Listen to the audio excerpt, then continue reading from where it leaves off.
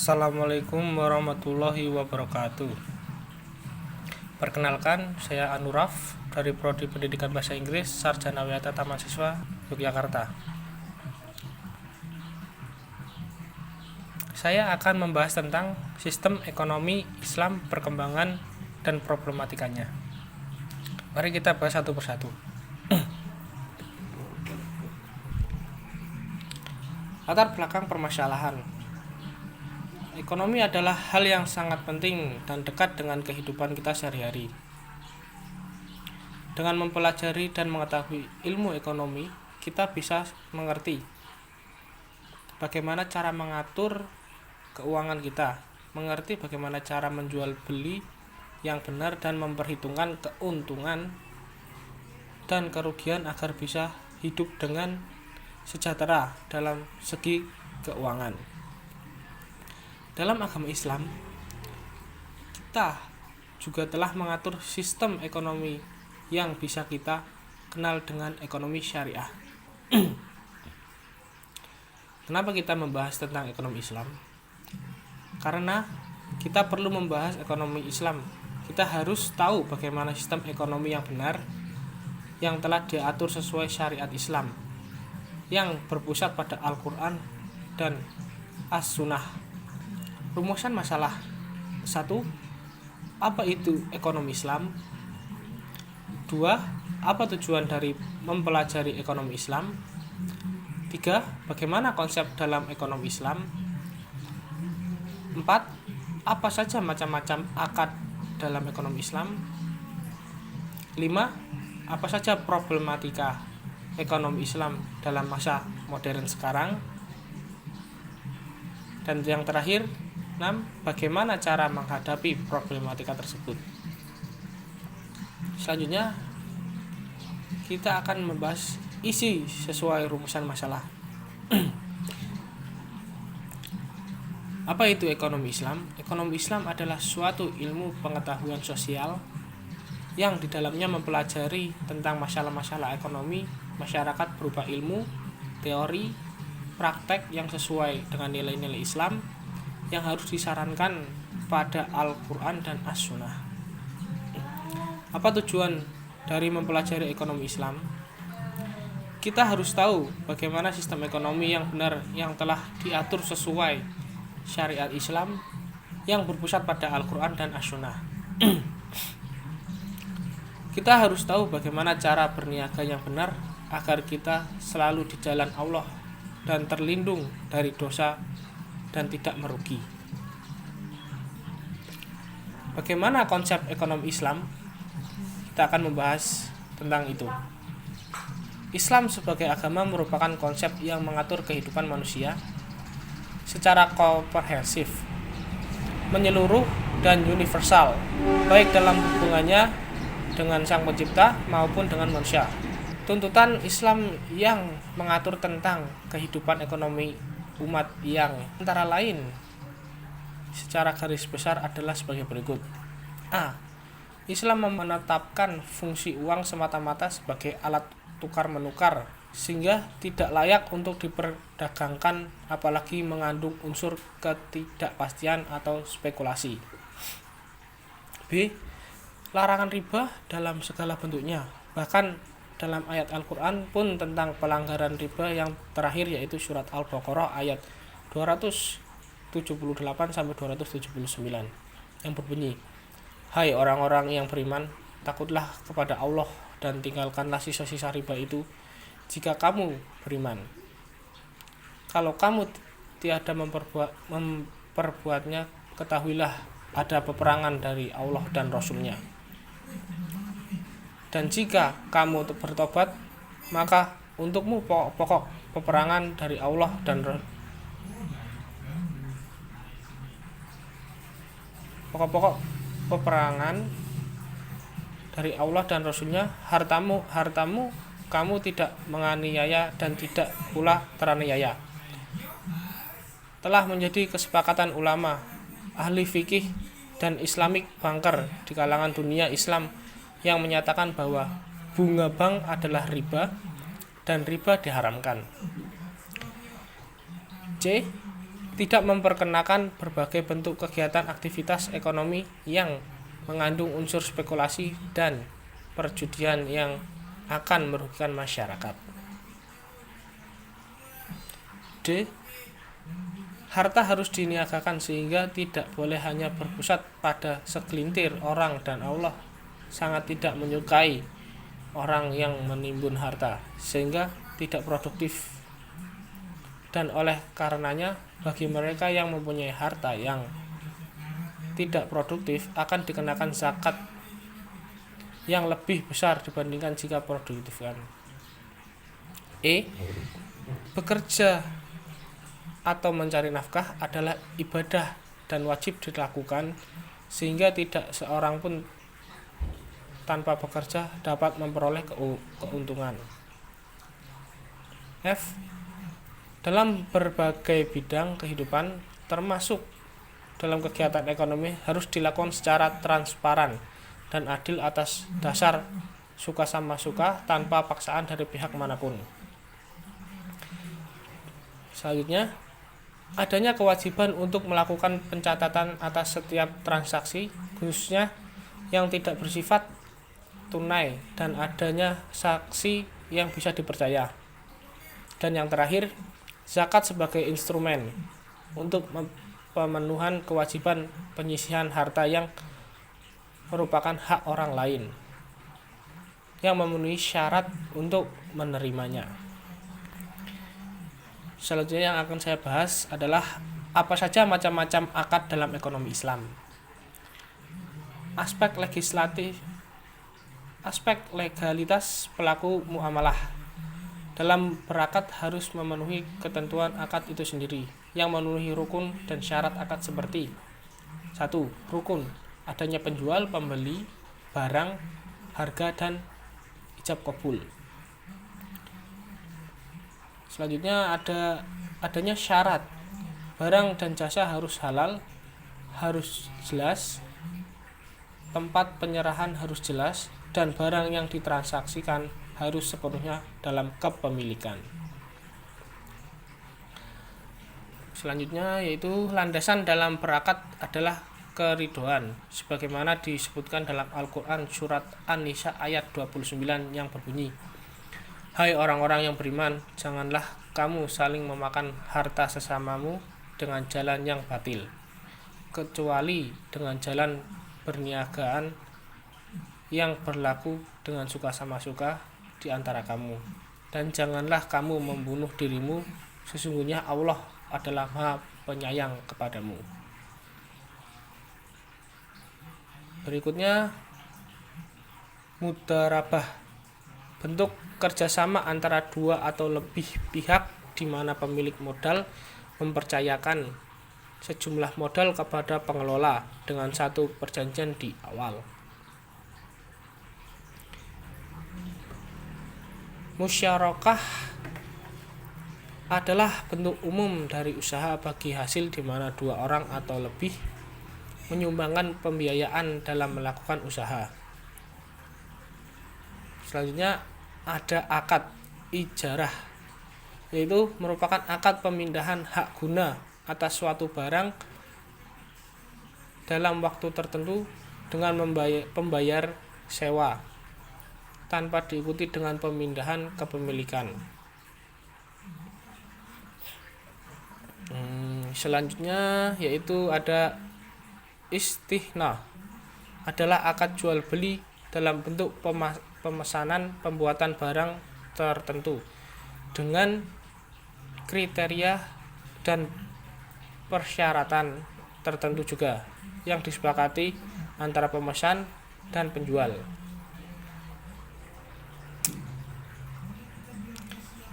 Yang selanjutnya, salam adalah cara bagi seseorang untuk secara sengaja mengomunikasikan kesadaran akan kehadiran orang lain. Waidah adalah titipan nasabah yang harus dijaga dan dikembalikan setiap saat nasabah yang bersangkutan menghendaki. Selanjutnya ada Wakalah. Wakalah adalah merupakan perjanjian transfer wewenang kepada pihak lain untuk melaksanakan pekerjaan tertentu untuk kepentingan pihak pertama. Yang selanjutnya, hiwalah adalah memindahkan utang dari tanggungan muhil kepada tanggungan muhal alaih.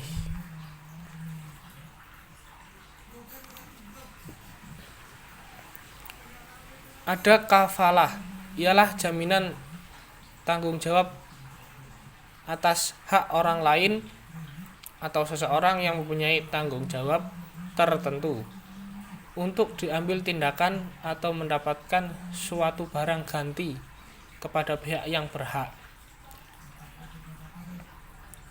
Ada juga tijarah, adalah akad atau skema perdagangan. Dan yang terakhir ada akad tabaru, adalah akad melakukan kebaikan yang mengharapkan balasan dari Allah Subhanahu wa taala semata. Kita lanjut. Saya akan menjelaskan tentang al-qardah. Al-qardah adalah suatu akad pinjaman kepada nasabah dengan ketentuan bahwa nasabah wajib mengembalikan dana yang diterimanya kepada lembaga keuangan syariah atau bisa disebut LKS pada waktu yang telah disepakati antara nasabah dan LKS itu sendiri.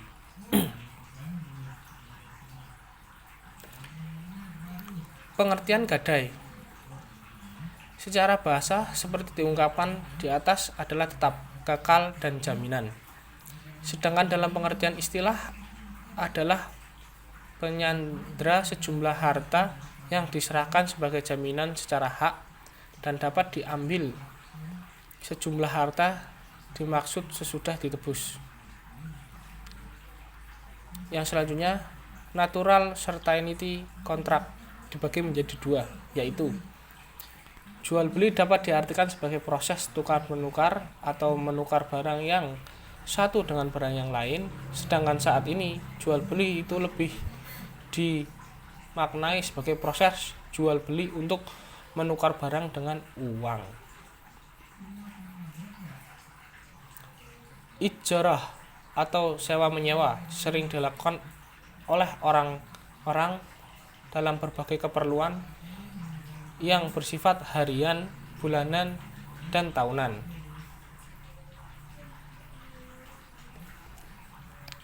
Selanjutnya yaitu apa saja problematika sistem ekonomi Islam pada masa sekarang. Yang pertama yaitu jual beli online. Jual beli online adalah proses jual beli yang sangat digemari pada masa modern sekarang ini.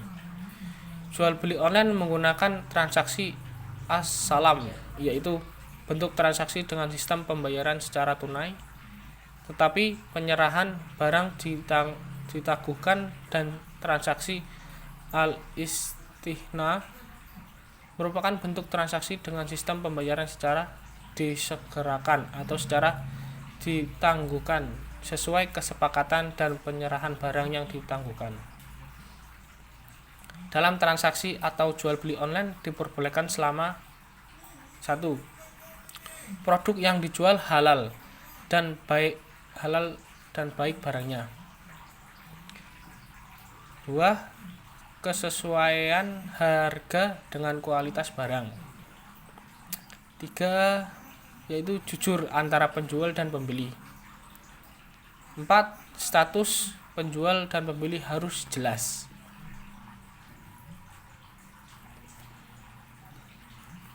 Jual beli online diperbolehkan selama tidak mengandung unsur-unsur yang dapat merusaknya seperti riba, kezoliman, penipuan, kecurangan, dan sejenisnya, serta dalam pelaksanaannya memenuhi rukun-rukun dan syarat-syarat jual beli. Sesuai dengan hadis, sesungguhnya Bila Allah telah mengharamkan atas suatu kaum untuk memakan sesuatu, pasti ia mengharamkan pula hasil penjualannya. Hadis riwayat Ahmad. Selanjutnya yaitu riba. Saat ini banyak masyarakat yang melakukan pinjaman menggunakan sistem riba, baik melalui bank konvensional maupun rentenir. Riba sendiri bisa diartikan sebagai penetapan bunga atau melibatkan jumlah pinjaman saat pengembalian berdasarkan persentase tertentu dari jumlah pinjaman pokok yang dibebankan kepada peminjam. Selanjutnya yaitu jual beli barang haram. Banyak warung atau toko dan pusat perbelanjaan tidak lagi mengenal halal dan haram. Pokoknya apa saja dijual asalkan mendapat untung. Dengan modal yang berusaha sekecil mungkin, diharapkan bisa meraih keuntungan yang besar. Maka segala cara pun ditempuh bahkan untuk memperdagangkan barang yang haram. Pada Islam tidak menghalalkan segala cara untuk meraih rezeki.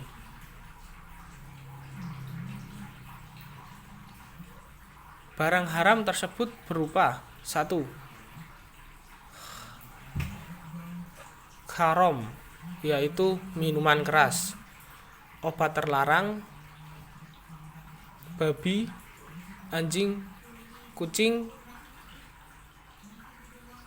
lukisan atau makhluk yang memiliki roh, berhala atau bisa disebut patung, alat musik, bangkai, dan segala sesuatu yang dimanfaatkan untuk tujuan haram. Yang selanjutnya, menjual barang yang tidak ia miliki. Misalnya, seorang pembeli datang kepada seorang pedagang mencari barang tertentu, sedangkan barang yang dicari tersebut tidak ada pada pedagang itu. Kemudian antara pedagang dan pembeli saling sepakat untuk melakukan akad dan menentukan harga dengan dibayar sekarang ataupun nanti. Sementara itu, barang belum menjadi hak milik pedagang atau si penjual. Dan pedagang tadi kemudian pergi membeli barang yang dimaksud dan menyerahkan kepada si pembeli. Jual beli seperti ini hukumnya haram, karena si pedagang menjual sesuatu yang barangnya tidak ada padanya dan menjual sesuatu yang belum menjadi miliknya. Jika barang yang diinginkan itu sudah ditentukan dan termasuk menjual hutang dengan hutang, jika barang yang diinginkan tidak jelas harganya dibayar di belakang. Rasulullah SAW bersabda, "Jangan menjual sesuatu yang tidak ada padamu." Hadis riwayat Tirmizi. Selanjutnya yaitu bagaimana cara mengatasi problematika tersebut. Kita harus tetap berpegang teguh dalam ajaran Islam, apalagi hadis-hadis tersebut telah diharamkan dari agama, maka jangan lakukan hal itu. Allah melarang kita melakukan sesuatu yang haram agar kita tidak rugi. Dan yang terakhir yaitu kesimpulan. Agama kita telah mengatur sepenuhnya aspek dalam hidup kita, baik dalam hal kecil maupun hal besar. Begitu juga dengan sistem ekonomi Islam yang telah diatur sebaik mungkin agar tidak melakukan hal yang merugikan diri sendiri maupun orang lain, dan agar hidup kita senantiasa diberkahi Allah Subhanahu wa taala. Ya, cukup sekian pembahasan dari saya, kurang lebihnya saya mohon maaf. Semoga dengan pembahasan ini kita lebih bisa meningkatkan keimanan dan ketakwaan kita terhadap Allah Subhanahu wa taala untuk mengikuti segala perintahnya dan menjauhi segala larangannya. Amin. Sekian penjelasan materi sistem ekonomi Islam dari saya. Assalamualaikum warahmatullahi wabarakatuh.